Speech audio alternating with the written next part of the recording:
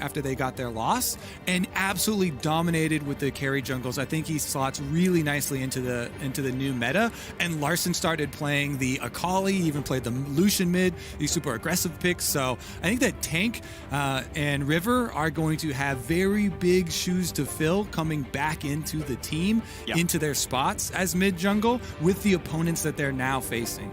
Meanwhile, Kaiwing and Unified have been playing together since 2017 or 2016, I forget which. I wrote it down and then haven't read it recently. But they've been together for a long time, and to me, they were the best bot lane in the PCS. We only got to see 2 games of them as Unified came back in the lineup at the very end of the play-in stage. Regardless, well, with him in the lineup, they managed to take top in the group, so still pretty impressive stuff. Jungle bans coming through for the most part on PSG, and we'll see what the final ban will be from Rogue. All right, so we're looking at Graves really heavily here then.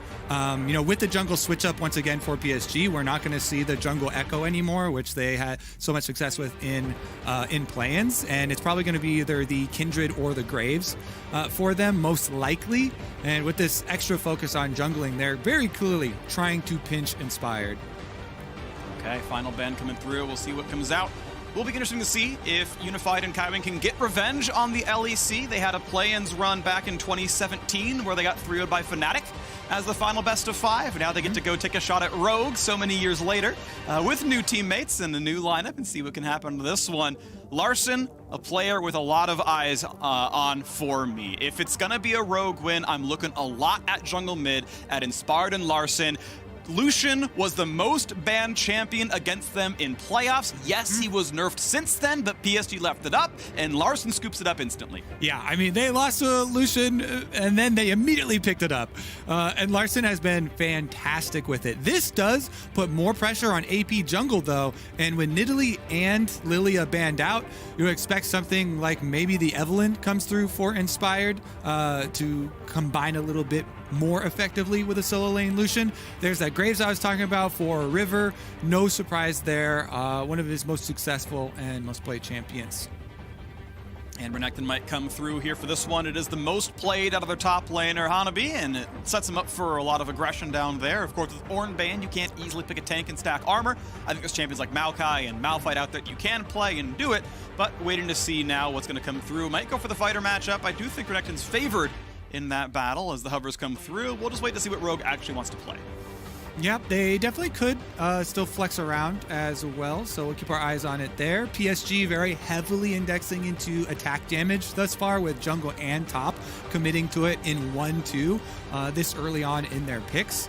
Means they're definitely going to have to get that AP for tank for the mid lane. There's the Evelynn that I talked about. That's really, really easily paired with the Lucian, with the Lilia Nidalee bans. Pretty much the go-to there. So now maybe we'll see the support pickup or bottom lane pickup. Can they get their hands on for Hans Sama? It is one of the aggressive lanes. We were talking about this before the match came up, Freak. But the aggressive lanes for Hans Sama, where he is either Kalista or Draven, and they try and play these kill lanes on bottom side of the map. I've really liked that look from Rogue. And since they already showed the early Lucian solo lane for themselves, this is going to be a Rogue that comes out hitting very quickly, looking to dominate some lanes, looking to try and snowball. And so it's going to be the Senna picked up right away, putting Unified back onto that one. He has been playing a lot of utility carries towards the very end of the split. Senna and Jhin were pretty much all he played during the PCS playoffs. Yeah, they lost to Machi at the end right there, but that was the style they came through into that one. And so a lane that can safely play back and just survive can work very well up against this Kalista. You generally take the team fighting power of the not Kalista in most cases. She's usually kind of poised to win early lane. If that doesn't happen, you're doing okay. Go ahead. I think that Rogue need to ban tanks Azir. Syndra plus Azir, I think, would be the two main AP carries for him, and his performance is going to be so critical here, as we kind of talked about. So with the extra one here on round 2, I think it's easily doable for themselves. Meanwhile, PSG trying to continue to ban out some top lane possibilities for Finn. Finn has been singled out as the single greatest point of exploitation on Rogue. Weak link. Yeah, exactly. For possibility for teams. So that's why, PSG with the early Renekton pick, they very clearly are calling out Finn. They're calling their shot. They want Hanabi to be that carry topside. That's what he has played at Worlds before. And we'll see if they can actually make it come good. So it's cool to see these teams, I think, building towards their strengths. Again, mid-jungle, a really, really big deal here for Rogue. On the PSG side, top lane is where you're looking right now. Renekton gonna be a bully, Lucian gonna be a bully, especially when packed up by the Evelynn. And now, as we see Orianna coming through, we know what the solo laners are. There's really no way you flex Ori top and Renekton mid, so you know these lineups for sure. And the question is, what goes top lane for Finn to answer Renekton? I don't think it's Lucian. I think it's gonna be Malphite. Yeah, exactly what I wanted to see. Armor, stacking, tank in the top side to deal with the physical damage exclusive top jungle duo. I love this freak. This is the no ego. We're like, PSG are calling their shot. They're like, yo, early pick Renekton. We're banning out other top laners. Finn, we're calling you out. Are you going to try and fight me? And Finn's like, you know what? Armor looks good here. You've got a triple first pick armor there with Graves, Renekton, Senna. So top side is full attack damage. Malphite is an amazing pick for Finn and for the team composition that they are facing. They compound that engage with the Rakan as well. So Rogue actually coming out of this one looking really pretty, honestly. Now, Vander with his first Rakan play of the Summer Split Plus. Cool to see the champion pools kind of reaching out a little bit there. Of course, Vander has been playing League professionally since before Rakan ever came out. You have to believe he knows the champion pretty well at this point in time. But cool to see him adding something a little bit new, or, new again, refound, maybe rediscovered. But the lineups are in. We've got the Nautilus coming out on the other hand, on the other side right here. It is going to be some frontline. Still expecting Senna to be the farming champion down there for Unify, but I will keep that asterisk up as a possibility. And we'll see how these teams can go. Final comments come through for the coaches.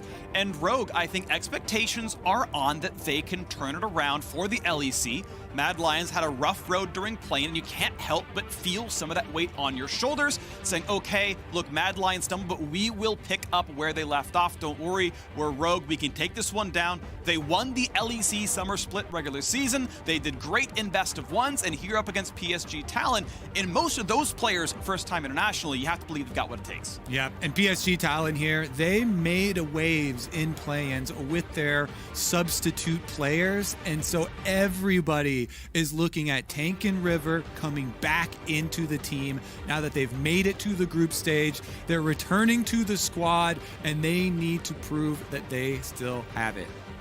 I think they may. It's going to be an exciting battle down here, and I want to see a lanes shakeout, how well these two teams can play. I know a lot of eyes were on Finn as a weak leak. Can he be exploited? Can it be a problem? But he's no ego, right? It's armor stacking on Malphite, and I want to give credit to Rogue for scouting a lot of the talent here. Top, jungle, and mid pretty much all got their LEC debuts on Rogue. They did the talent scouting. They put them in. Technically, Larson played 2 games in H2K, but that almost doesn't count. That team barely even played. This is Rogue putting in their roster together from the Polish League, from Ultra Liga, saying, don't worry, we're going to bring you back in. Let's play some LEC. They won the LEC regular season. They were the very first team qualified for Worlds because of how LEC's format works. And now they're here to play their first game of Worlds 2020 in a matchup where I believe they are just a bit favorites. And I do like how they took their licks in playoffs. They took the losses and they learned from them. And like we were talking about, they then used those strategies to their own benefits. And we're seeing them once again. They got the Lucian. So let's see what they had to prove with it. Larson and Inspired, the players I want to watch. And I want to see Lane Kingdom. We have seen so much early game domination. We have seen one team be clearly better than the other. We saw Top Esports crush FlyQuest. We saw the exact same thing as Unicorns of Love lost to DRX. And I want to see if Inspired and Larson can put on that same performance here. And you heard it from Vedius. He's like, look, Larson is the second best mid laner in the LEC behind Caps. And Caps is like a top 4 mid in the world, a top 10 player in the world. Don't worry, Larson's going to slot right behind you. And you've been playing in the LEC for a year and a half, 2 years. Like, this is an impressive start to his career. It's now him showing up on the world stage. We are going to get the game starting pretty soon. We're not just here to preamble about Rogue, but I want to see how well the rest of it can convert. Hansama, obviously a great player. We saw him back on the Misfits run a while back. He was really good down there as they took SKT to 5, who eventually made it all the way to the World Final that year. And Vander back up in as well. I think he's been around for so very long, and I like to see him back on the stages. I like how you touch on everybody there. I gotta. Everybody gets their moment, and now we're on to Summoner's Rift. Good. PSG Talon, though, they deserve their moment. And I want to talk about Hanabi in the top side. This guy was always a carry top player. This is what I want to see him on. He made his name with Yasuo way back in the day, but here with Conqueror Renekton, they do have the difficulties of going double AD, top and jungle into the Malphite, but you can still focus on that side and try and punish Finn, try and work off of that strong side, go for the invades, take control of the blue buff, and try and deny Rogue some of those options. Good play right there. You can trinket during your recall, switch it out for a sweeper. So we are seeing sweeper topside for Finn, which I do find a little bit interesting.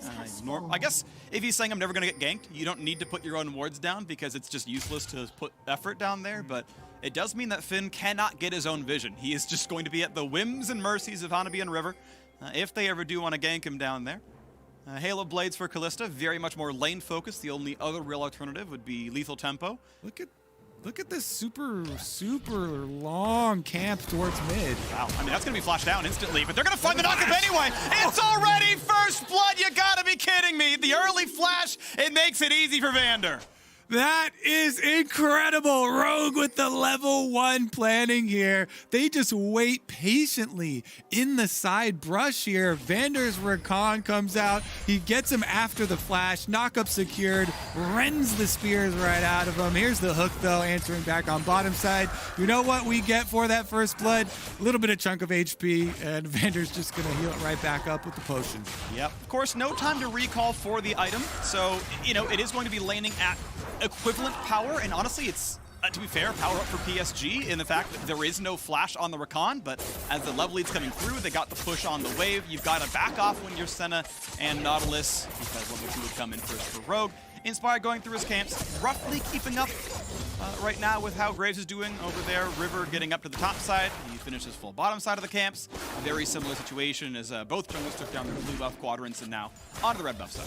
Yeah, and for Inspired, you want to fully clear out your blue quadrant because you don't want to spend time up towards top side. You don't even look at Finn until he's level 6. His duty there on the Malphite is to let the wave push to him so he does not get into a bad lane state.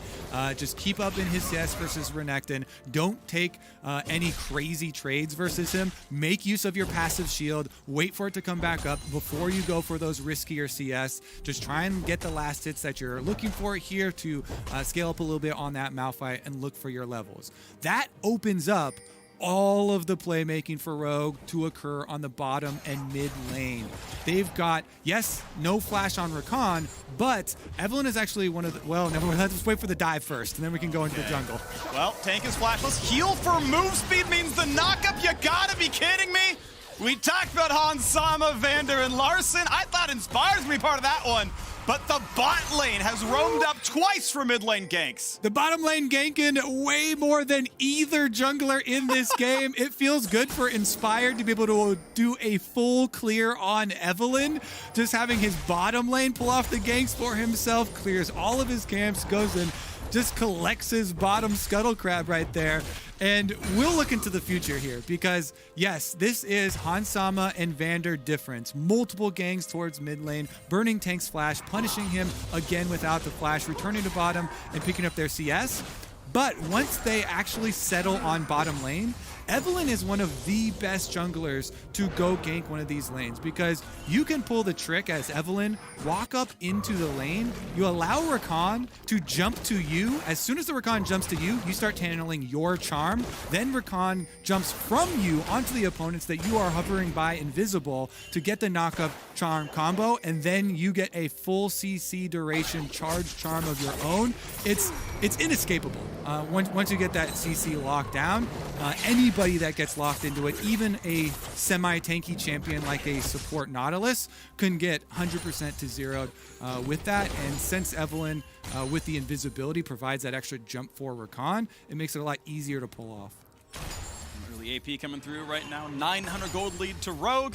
It's not the most money on Larson because you are showing that assist multiple ways, so it's only a couple hundred gold, but obviously poor Tank doesn't get anything. He has almost no combat stats, none of its durability. It's Corrupting Potion, Dark Seal. That's not exactly great against the extra attack damage this Lucian has, so expecting some more mid-pressure before too long. Bot lane easily pushed in.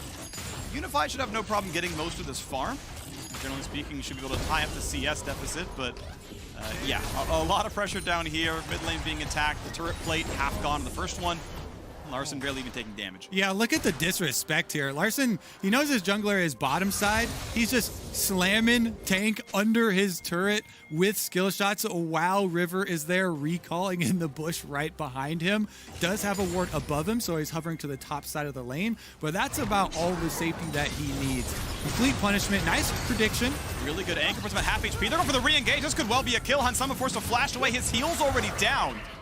There's not going to be the re-engage just yet, but that is a trade that was well played. A really, really nice prediction hook by Kaiwing. Yeah, Kaiwing right there, predicting the hop on Hansama, and he gets a flash for his troubles. PSG definitely not asleep at the wheel here, reminding Rogue that they still have some bite, and they have to be a little bit more careful than that. Kalista now, no flash, could be a possible target, but honestly, if you're a River, your job is so difficult right now. Your mid lane just got abused early on with the multiple ganks, so they're behind. And as the Grave, these are very difficult ganks to pull off. Now he's getting circled around upon by Larson's Lucian. They're going to pull the trap shut. 3v2, Oriana's nowhere to be seen, so River's going to be running away as fast as he can back to the top side. The River is dangerous and has to flash at the very end. One hit away from dead. He was hoping he could juke out Larson, but Larson read the play, able to land all the culling and force the flash away. Nicely done there. And top lane gets a little bit of pressure relieved. It's still a 20 CS difference, but Finn is able to walk out, and I think look for Honeyfruit and come back and get that wave. Okay, Unified and Kaiwing able to push up on the bottom side, though. That will give them a roam timer. You can possibly look for a little bit deeper of a ward. They do clear out on the Tri-Brush, but that is about it. Minion Dematerializer used on the Cannon Minion to try and get that quick push. If you push it really hard right now, you can maybe get one of those extra windows as well for yourself to go off with another recall. Pretty clean right there. Serrated Dirt, so really lethality out of Larson. Not the build you see every single time. You see Muramana, you see Essence Reaver, Ruin King. He's going for Assassination there. It's gonna be fun. It's a very early spike, and it lets him really crush down champions like Tanks Oriana, who has incredibly low base armor on this champion. Yeah, if she does not have the ball on her for the extra armor and magic resist, that is going to be almost true damage early on with the extra lethality focus here from Larson. We saw the damage that you could get out with his culling there onto River. That is going to be even more difficult for Tank to deal with. There's that bottom lane roam. I was talking about the window created by hard shoving on that Cannon Minion wave. And they're using it to try and go hover mid, but at this time, there's no aggression here from Rogue. This is going to be a face check possibly from Vander, though. I think they saw Unified, though. I believe he was in minion line of sight, and regardless, the Rift Herald is alive, and no one is bot lane right now. The entire lane is just sitting there, just killing each other back and forth. The Herald is likely the play. This control word is going to be killed. As Inspired takes his recall, there's just farm being left down to the bottom lane. I know Spawn is probably screaming at his monitor right now. Why isn't no one taking that farm right now? Watching planes with him, but either way, Herald is going to be started by River. Interesting that PSG actually feel confident going for this one, starting it up while they see the rest of Rogue pushing on that top side. They have to be very careful with their positioning. They don't have level 6 for Nautilus, so they don't have the point and click set up to pull off that guaranteed Oriana combo.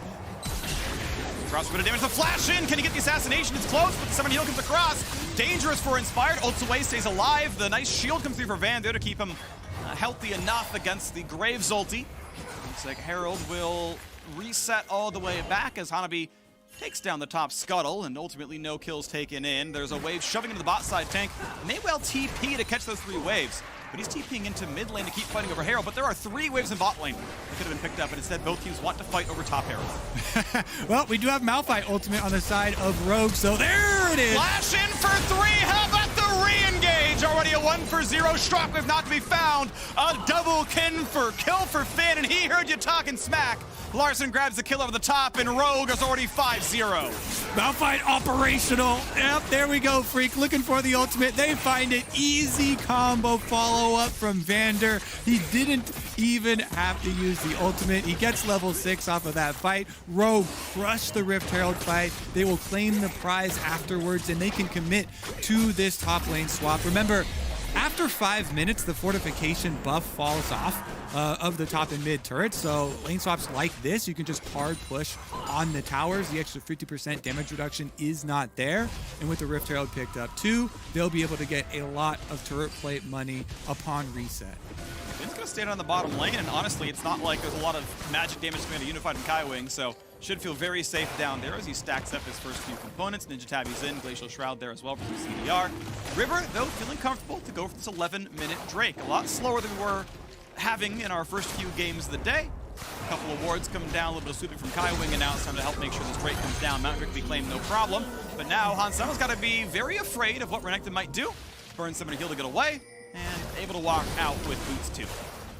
Yep, they should be able to get off the reset for himself. The Rift Herald is in the hands of Inspired, and Evelyn's ultimate also coming back off of cooldown. So Hanabi really does have to be worried about possible dives that will take the whole turret if they kill you as well. He can come up there, use the Evelyn ultimate, get the kill, plus then use the Rift Herald on the turret after you take off 2 plates by hand. And that sort of lead is so hard to come back from. If teams ever get early Rift Herald into top lane kill and then taking the entire turret, that is just such a monumental opening to not only the map but also the gold lead on top of the lead that Rogue already have. I think PSG Talon need to avoid that at all costs. I'll see how many members of Rogue they can avoid, because a lot of these people are up in gold. Even Finn, who's having a rough laning phase, it's like, all right, yeah, I'll be the defensive one here. He got 2 kills in that one. He's probably up in money right now. And here comes the top lane pressure. It's time to earn some turret plate gold. This was, maybe a year of LEC domination in the making. Is something that I know their fans wanted to see after seeing Fnatic make World Final and G2 make World Final and G2 win MSI. Like, look, how deep really is the LEC roster? How good are all of our teams? And they were hyped for Rogue. They won the regular season. And so far in their Worlds debut, it has been domination from them as well. We'll wait to see as they face off against more tournament favorites later on in the group stage. But so far, so good for the number 3 spot of the LEC. Yep, continuing to just pressure up on top side. They keep on sending Hansama and Vander right back up there. Finn actually looking for a possible dive here. Does have ulti. Charm, here's some slows, let the tank the turret, no damage dealt at all, barely breaks the passive. And Inspire gets his first kill of the game, 6-0. No one's gonna stop this. All right, that is gonna be, well, I thought he could actually stick around, just take off the extra turret and then drop Rift Herald, but he's gonna leave it there to Finn. Finn teleport does come down to try and stop the play.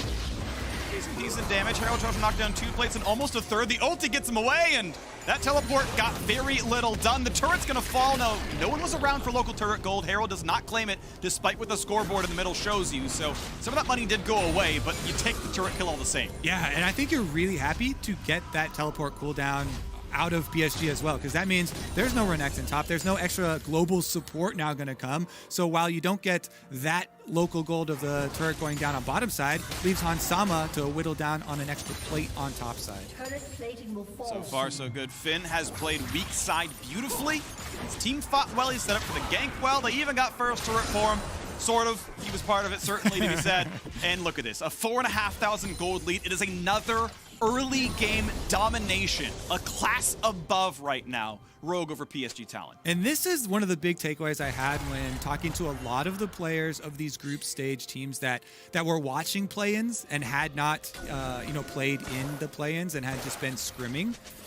All of them that I talked to were so surprised at the meta that evolved in play-ins, where it was a lot of scaling, a lot about the horns on top side and playing a lot towards those later games in team fights. Whereas, obviously, in the scrims and with a lot of these teams that have been having a lot of early snowball victories, Rogue here picking up on that trend as well. And the first 3 games now of groups have all had ginormous leads in the early stages, and the teams with those leads never let them go. So if the trend continues, it will be Rogue trying to extenuate these circumstances here. They definitely have the CC to do it. If you just call Evelynn up to the top side, Kalista Rakan combo is ready. The one different point here is that there isn't dragon stacking for Rogue. In our first 2 games, we had 20-minute Dragon Souls, give or take 2 minutes. I mean, it was utter domination. Rogue spent their bot lane advantage getting kills in mid, which is not bad, to be clear. But it's going to be another gank coming across on the top side. The CC is there. Unified didn't have a chance. Kaiwing gets out. Rogue were stacking kills instead of Drake, so Soul will probably not be the win condition, but they will knock down turrets here. The combo is ready. The bat signal goes up. Here comes Inspired. Boom, kill. It's almost like clockwork here. You can call the kills as they're about to happen. Now he goes for the invade. Evelynn didn't even have to use the ultimate to secure that kill because they had so much overkill. So you still have to be worried about that devastating Evelynn combination. And Finn is waiting in the brush to say hi to their old buddy tank. Ooh, is he going for it? Is he going to flash in? Is he going to get the damage? There's a slow. They're going to try to bait the flash, and he never goes for it. If he flashes, they follow right away. He never presses the button. Now, the shockwave not going to land. Good escape, but the re-engage in the mid side is going to hurt. Inspire just barely gets out. Everyone's going to stay alive. They pull in the tank. That's not going to matter, Kaiwing. You're not going to get anything out of that one. Just using the aftershock cooldown for a few seconds. Yeah, fire. A full-length Malphite ultimate should always be flashable by a pro player on no ping like this. So if you ever go for that, you're definitely going to get flashed. The only possible way would be like maybe point-blank flash on Malphite and then try and do a point-blank ultimate, but it's so risky to try and get that between turrets. So PSG Talon do try and chase them off. Turret still goes down for Rogue. Dragon now goes over as well, so they're very happy picking up the objectives instead of overforcing. It goes down to the bottom side. Larson already on split push duty, and he's already pressuring bot lane tier 2. And you can see in the minimap, he's got 3 wards supporting this push to know if people are coming over. No one's on the way. Justice for Nectin, and honestly, Hanabi not going to have a good time here against Larson. Justice rated Dirk into Essence Reaver, so early power spike into the more conventional scaling build. We'll see what comes in next for him, but obviously not threatened at all by Hanabi with a null magic mantle. Yep, I really like the crit builds for Lucian. Should be a pretty good win condition here for Rogue as they continue to try and snowball. With this early of all 3 outer towers now going down, with an Evelynn team that has engage capabilities of extremely long ranges, it's up to Rogue to get their first line of deep wards down through the jungle. And then if you toggle vision from PSG's side, the map is dark. It's so incredibly scary to go anywhere on this because you can have a Malphite ulting you from Fog of War. You can have an Evelynn sitting there invisible. So even if you see Rakan a screen away, all of a sudden he gets this jump over to the invisible Evelynn. You have Malphite coming out. The engage possibilities are insane for Rogue. Right now they're going to take things in the dead of night here as the Fog of War allows them a pretty easy push towards Rift Herald as they pop the eye. On the other side of the map, you've got the team taking on bottom Scuttle here as well. Rogue really own all sides of the map right now. They may well own some of PSG's base before too long. 18 minutes into the game, Vander gonna have to escape. No problem at all. Easy W over the wall, he's safe. Now Hanabi is gonna spot Finn. Not gonna be able to get much damage done. Despite the level lead, it's just not gonna matter. Black Cleaver is not really going to beat Sunfire Glacial Shroud, especially with reinforcements coming. And now Hanabi, he is in danger. Pops the ult, still being attacked. And now it's time to kite away once again for Hansama. Teleport coming in. This is going to be the re-engage. It's going to be the attempt at a comeback here for PSG. Is it going to be enough? Anchor's going to come in. They find Vander. A lot of CZ coming across. Hansama forced backwards. Ults in. There's a big knockup. There is everything all at once. Larson finds 1 and 2 kills. Then the re-engage to the backside. Vander forced to run away. They're going to keep him alive. It's Inspired. Finds kill number 3, and it's time for Kaiwing to run away. Rogue simply too strong. They're looking for kill number 4. Kaiwing trying to build some space, trying to get away, and he may just live. Rogue 10 and 0. A single Drake separating them from a perfect game. Yeah, you're playing with fire. If you try and chase down that combination, you can see Finn just waits on it. Hansama easily ults Vander out of any sort of danger. Once they send him back in, it's a freaking bounce house. Kalista ultimate knockup, Malphite ultimate, charms come through. It's actually ridiculous, the AoE combo that comes through, and Rogue dominate this map. They are not gonna let go of this game. You can see them just kind of kiting here. No panic whatsoever. Just kite back into the brush. You can easily Kalista ultimate out the Recon, then send him back in for the AoE. Finn gets the knockup into the charm, into the second knockup from the Recon. With Larson coming down, inspired there with the extra damage, they easily pick up the kills. We go back on the map now with an 8,000 gold difference. Second Drake a while ago was picked up by Rogue. Third one spawns in 130. Still not expecting Soul to be the win condition, but it will be 3 Infernals for whoever claims that. Now we'll wait to see how their mid game's gonna look, because Baron spawns in 7 seconds, and Rogue have shown no signs of really giving up map control here. Really going to tell the difference here in the first couple of days that the teams and groups that come out and are able to snowball off of their strong points from draft. Once again, in this game, third game around, Rogue with a really strong bottom half. And it's actually, remember, Hans Sama and Vander with the early ganks. So well planned from them, hiding initially in that line brush towards mid. They ganked tank, they burned his flash, they got the first blood, and they weren't done there, Freak. They push their lane, they go for another gank. It's actually just so cleanly done how quickly they're able to snowball off of this early planning. Ward control gets to come through at the very least, so 30 gold earned by River. Rogue, of course, still trying to take control of this jungle, trying to take over this game. As Larson is shoving the top side, he is the primary split pusher, by the way. He's the one with the safety tools, the ability to dash backwards, to ult as he kites away if he needs to, and ultimately he's the one knocking down side lane turrets. Rift Herald now summoned to make a little bit more happen as mid lane's gonna fall. Looks like with everyone leading mid, Finn can walk away no problem, and Flame turret number 5, PSG Talon got a Drake at 11 minutes and have gotten nothing else since. Rogue have completely strangleholded this game. Yeah, the good thing about not having to rely on Dragon Soul, you can just rely on good old Baron. Before Dragon Souls existed, Freak, back in my day, teams used to end the games with Baron. That was the end game objective. These newfangled Dragon Souls are nice. Yes, they will still pick up all the dragons because the map is theirs and there's no reason to give that up. But that will be the death blow, is the setup that Rogue can pull around Baron. And just to put the extra nail in the coffin, they have the Kalista Rend to even further secure this objective for themselves. So as much as we talked about earlier, the possibilities of vision control for Rogue and the pick potential with Malphite, Rakan, and Evelynn, that is just taken up to 11 by the possibilities of Baron now being on the map. All that Rogue have to do is transition their control wards over to the red quadrant, and then PSG Talon are forced into a lose-lose scenario where they're looking for face checks. Yes, you have Orianna Ball, but the range and safety on that is greatly overestimated, as you still have to get decently close, and the range that we already highlighted for Rogue is definitely there to pull those picks off anyway. Snuck in through Fog. If Unified pushed in for the next wave, he would absolutely have died. Nice attempt there by Vander and Larson. Ultimately doesn't come to anything. But a nice try all the same. Finn walking through. He's just making sure, yep, we still go. Great, okay, here we go. Time for the Baron. No attention need be paid down to the Renekton split pushing there. PSG just trying to get something for themselves while Rogue force this. See if they can actually get the engage. A little dangerous. Vander going to be rooted in place. Shaka going to land as well, but he's pulled right back in by Hans Sama. Played at the range. Grave Salt says maybe we get something out of it. They're not going to get anything.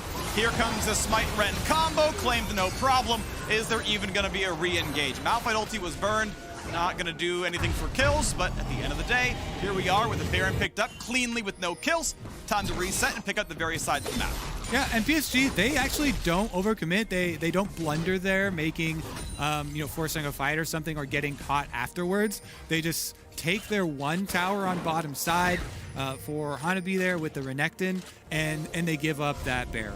Yes, maybe you throw like a Hail Mary, a crazy play where River just tries to, E or flash into the pit and goes for a very low chance of a kill against a Rend combo, but, well, he actually got caught. He recalled outside of the brush, but he's not charmed. Finn ult not up for a second, but they do have some slows.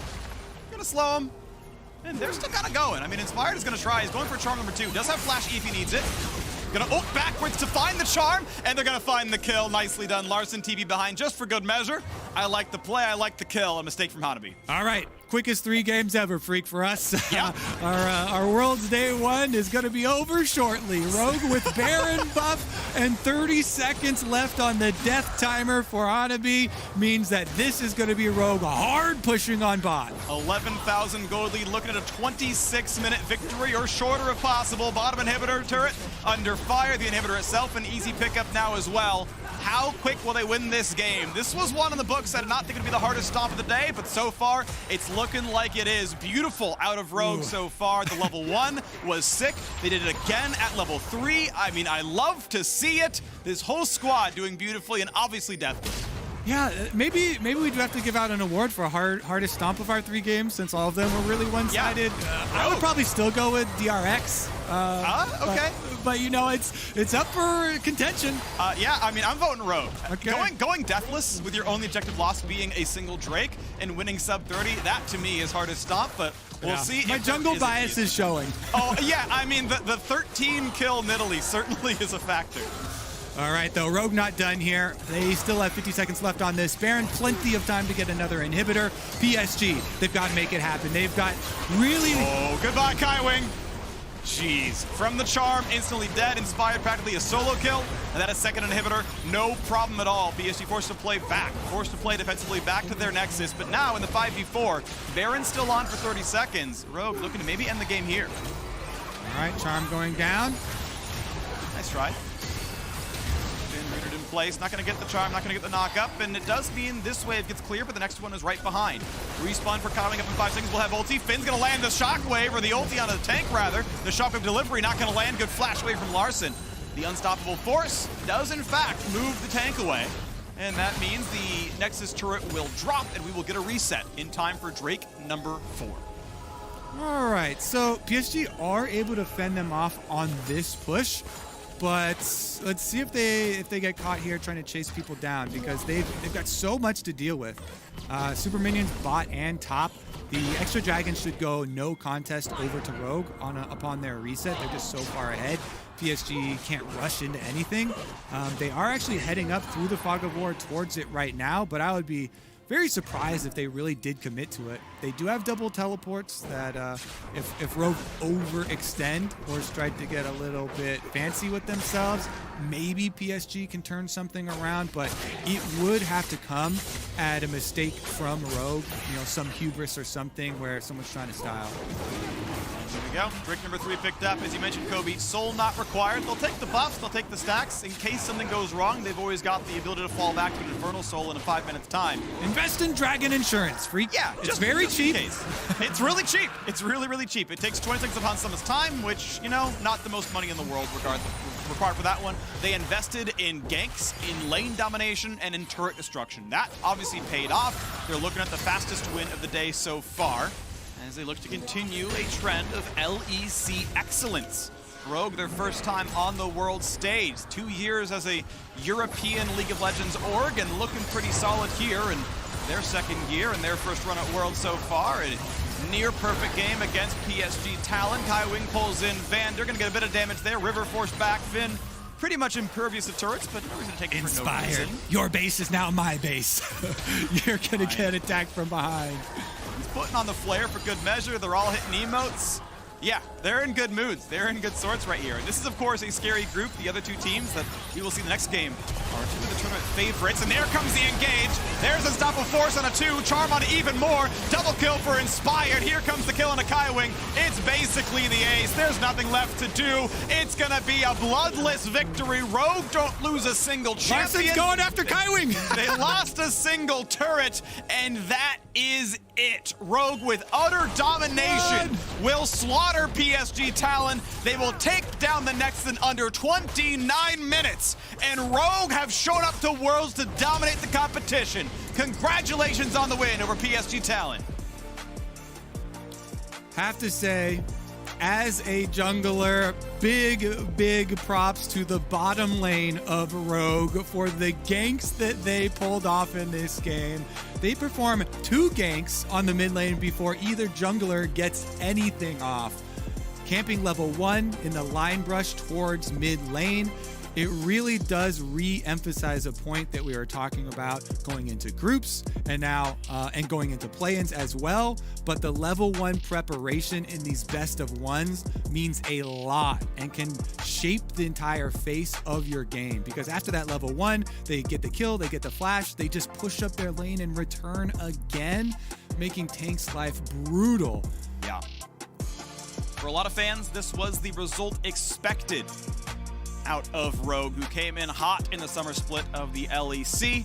They tested G2, they won the regular season, and they've shown up to play very well. PSG Talon, yeah, they had a jungle mid Smurf duo during the play-in run. I think the lineup is weaker with the intended 5. Regardless, still got to the finals with PCS. We'll see if they can bounce back. But now for Rogue, they have to contest with 2 of the best teams in the world.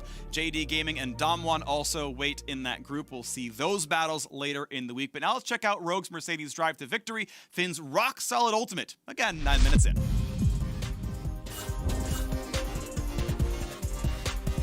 Yep, remember calling this one out. Finn is ready. He's looking for it. Walking at 3 members grouped up. Oh, that is juicy. Then they followed up with the Rakan, of course, so many times. Vander right there with the timing. Beautifully done. Make sure they locked him up. And that was a pretty clean 3 kills. Very, very nicely done. Finn played weak side very well. The synopsis coming in was, look, if there's a weak link, it's up in the top side. But they put him on tank duty. They gave him an armor stacker. And when it came to team fights, he performed. You don't need to win lane on Malphite into Renekton. In fact, you're probably not supposed to win lane Malphite into Renekton, but you can certainly out-team fight him, and I have no complaints at all about Finn. Still praise goes to Hansama and Vander for the early mid-game ganks, and we'll see how much more they can do for the rest of the group stage. Now, we are stepping away, but in return, we've got what some believe is a finals preview in the making in the group stage. Damwon Gaming versus JD Gaming. Stick around.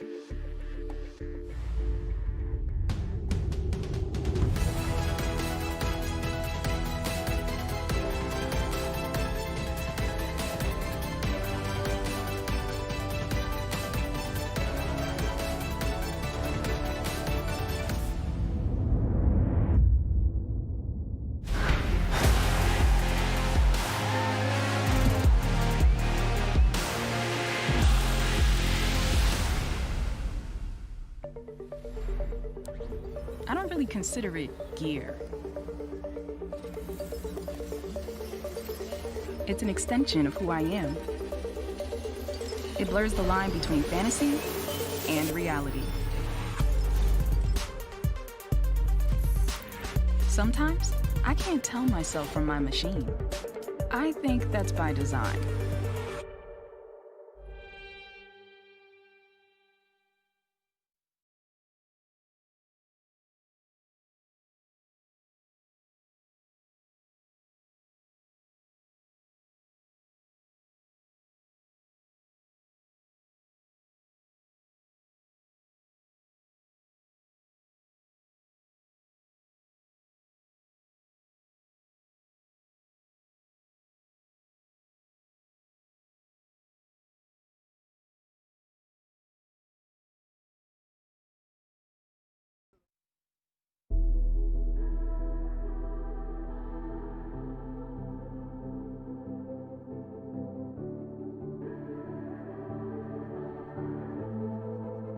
Legends now.